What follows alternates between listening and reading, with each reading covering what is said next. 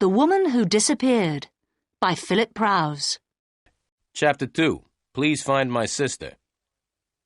I see, I said. Your sister has disappeared. Have you reported her disappearance to the police? The blonde girl shook her head. She looked very nervous and was starting to cry. No, I haven't told the police, she said. I don't want any trouble with the police. I just want you to help find my sister. She took a small pink handkerchief out of her handbag and dried her eyes. All right, I said. Tell me all about your sister. Her name is Elaine Garfield, said the girl. And what's your name? I interrupted. Helen Garfield, she replied. My sister disappeared a week ago. We had arranged to have dinner together last Monday night, but she didn't come. Perhaps your sister didn't come because she doesn't like the food you cook, I suggested. Don't try to be funny. I flew all the way from New York to see her last Monday, she said angrily.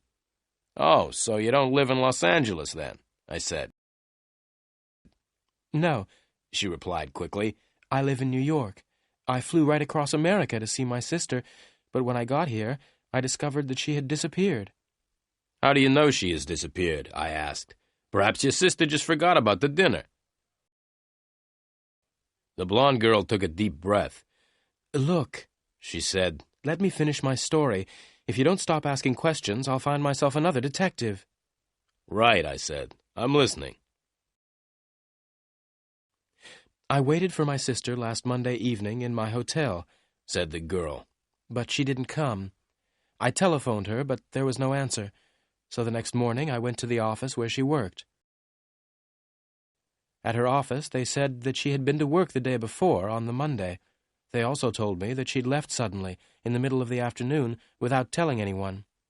After that, I went round to her flat, but there was no one there. The girl stopped for a minute, and then continued.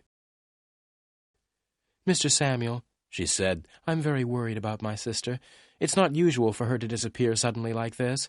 I'm sure that she's in danger, and I want you to find her. All right, I said. It may be easy or it may be difficult, but I'll find her. But first, tell me why you've waited 3 days before coming to me.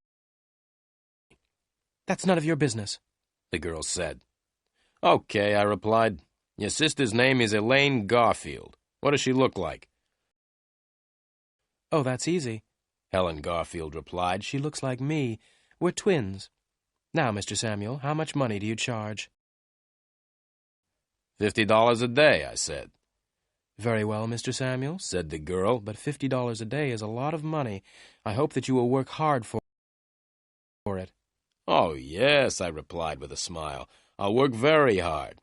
Now give me the address of your sister's flat and the name of the office where she works. I'll start work at once. The blonde girl wrote the addresses on a piece of paper and gave me the paper. One more thing, I said. Can you give me your address, too?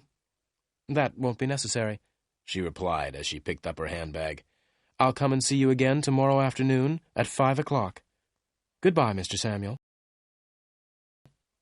Without waiting for an answer, the girl turned around and walked out of the office. As I watched her walk out of my office, I smiled to myself. This is better than cleaning my nails, I thought. Then I began my work.